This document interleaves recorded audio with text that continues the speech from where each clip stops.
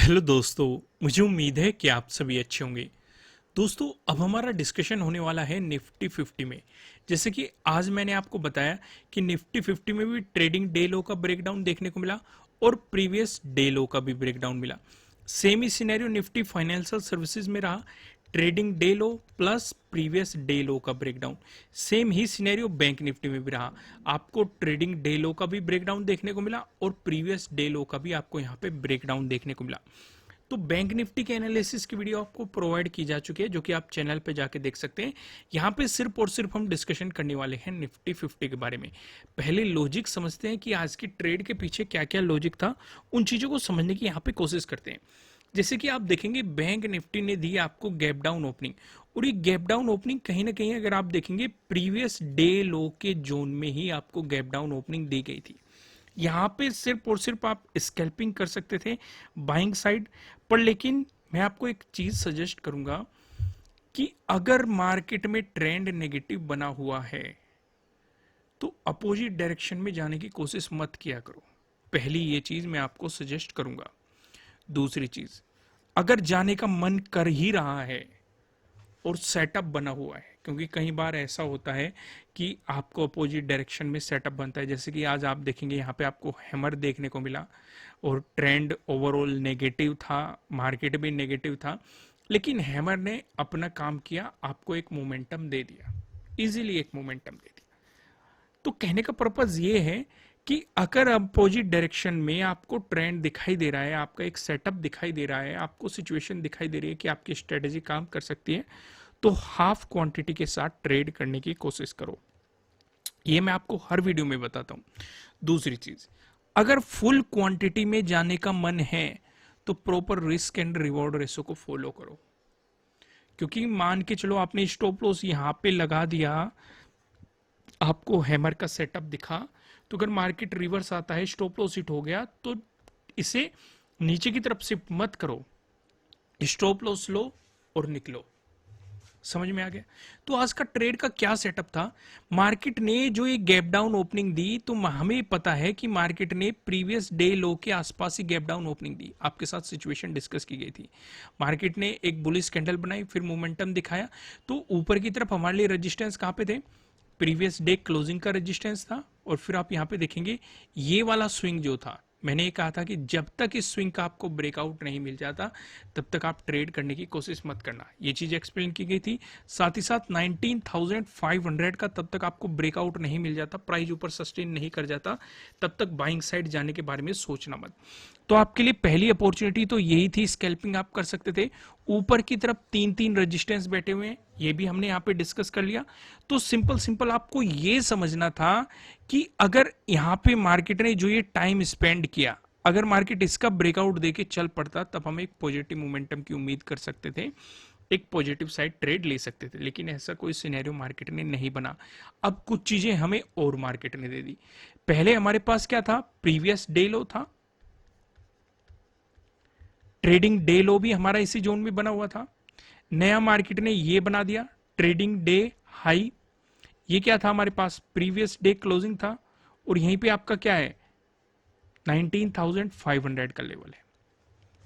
तो ऊपर का तो हमें पता था कि इसका ब्रेकआउट मिलेगा तो बाइंग का सोचेंगे, नहीं बना सिनेरियो, कोई बात नहीं, इसका मतलब बाइंग का नहीं सोचना। दूसरा, नीचे की तरफ हमें पता है कि जब तक मार्केट ट्रेडिंग डे लो और प्रीवियस डे लो का ब्रेकडाउन नहीं देता, तब तक आपको सेलिंग साइड भी नहीं जाना। इस बीच अगर मार्केट साइडवेज हो गया तो आपको प्रीमियम डीके करता रहेगा, वहीं पे घूमता रहेगा। तो ऐसे सिचुएशन को भी अवॉइड करना चाहिए। क्योंकि मैं आपको कहता हूं कि एज ए ऑप्शन बायर आपको ये पता होना चाहिए कि आपको ट्रेड कहां पे लेना है, कहां आपके लिए सुटेबल है। ये नहीं कि कहीं भी ट्रेड लेके बैठ जाए, इस सिचुएशन को आपको अवॉइड करना चाहिए। तो यहाँ पे आपको ब्रेकडाउन मिला, सीधे सीधे ट्रेडिंग डे लो का भी ब्रेकडाउन मिल रहा है, प्रीवियस डे लो का भी ब्रेकडाउन मिला है। काफी बेहतरीन सेटअप बन रहा है और सीधे सीधे आपने बेहतरीन मोमेंटम पकड़ा होगा। किस किस किस ने इस मोमेंटम को पकड़ा है, मुझे कमेंट करके जरूर बताना। अब यहाँ पे हम कुछ और चीजें भी समझने की कोशिश करते हैं। यहाँ पे आपका हैमर बना, हैमर दिखाई दे रहा है सीधे सीधे। जिस किसी ने हैमर पे ट्रेड करने की कोशिश की है वो भी मुझे कमेंट करके बताएगा। लेकिन फिर भी मैं लास्ट में एक बात जरूर कहूंगा कि अगर आपको पता है ओवरऑल ट्रेंड नेगेटिव है, आज भी मार्केट नेगेटिव है तो अपोजिट डायरेक्शन में जाने की कोशिश मत किया करो। इस चीज का आपको ध्यान रखना पड़ेगा। समझ में आ गया क्यों मैं ऐसे कह रहा हूं? चलो मैं आपको एक चीज और समझा देता हूं, यहीं पे डिस्कस कर लेते हैं। हैमर बना, सेटअप दिखा दिया मार्केट ने, एक मोमेंटम दिखा दिया, प्रॉफिट बन गया होगा, ठीक है। दूसरा केस डिस्कस करते हैं। हैमर बना आपके लिए, ठीक है, यहां पे हैमर बना। अगर मार्केट आपको यहीं पे एक साइडवेज मोमेंटम दे देता तो आपका प्रीमियम बहुत डिके हो जाता। खासकर एक्सपायरी है, कहीं कहीं आपका प्रीमियम, कुछ प्रीमियम आपके जीरो भी हो जाते।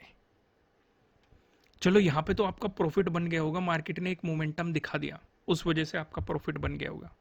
लेकिन सोचो अगर साइडवेज हो जाता, तो इसलिए अपोजिट डायरेक्शन में जाने की कोशिश मत किया करो, अपनी ही डायरेक्शन में ट्रेड ढूंढने की कोशिश किया करो।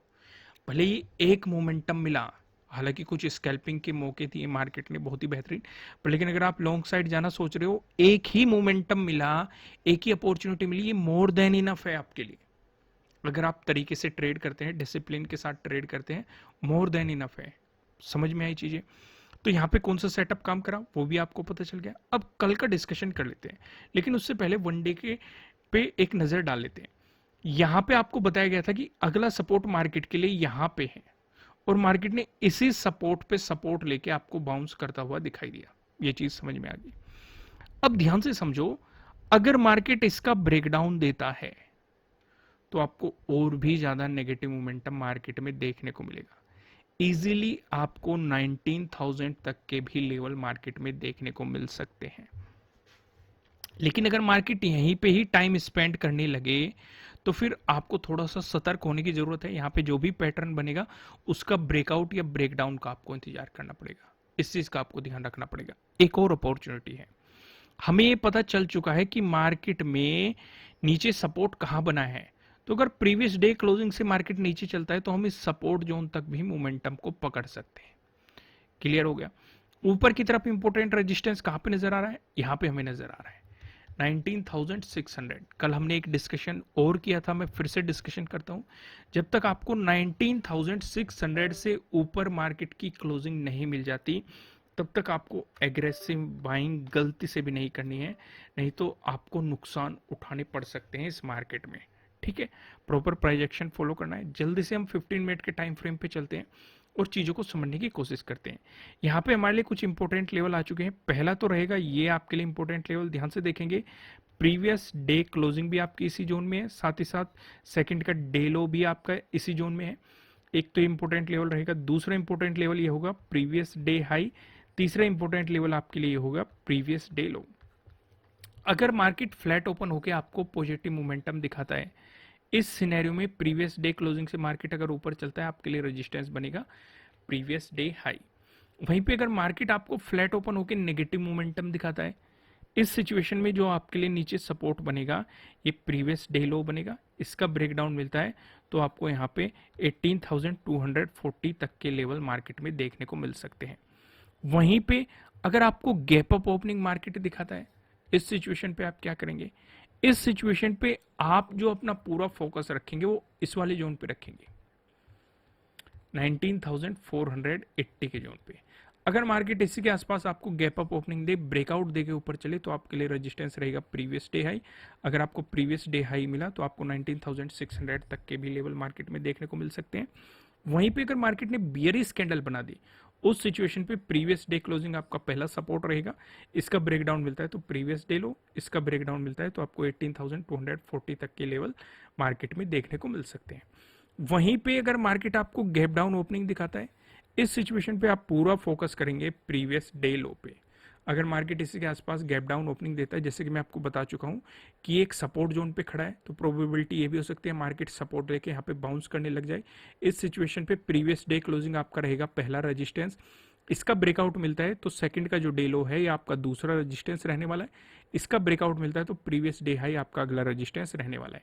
लेकिन अगर मार्केट इसका ब्रेकडाउन देके चलता है तो इस सिचुएशन पे 19,240 आपके लिए अगला सपोर्ट रहने वाला है। दोस्तों वीडियो को लाइक कीजिएगा, कमेंट करके मुझे बताना कि आपको एनालिसिस कैसे लग रहे हैं, आपके लिए कितने हेल्पफुल हैं। नए हो चैनल पे सब्सक्राइब करना और बेल आइकन प्रेस करना, जिससे आपको आने वाली वीडियोस के नोटिफिकेशन मिल सकेंगे।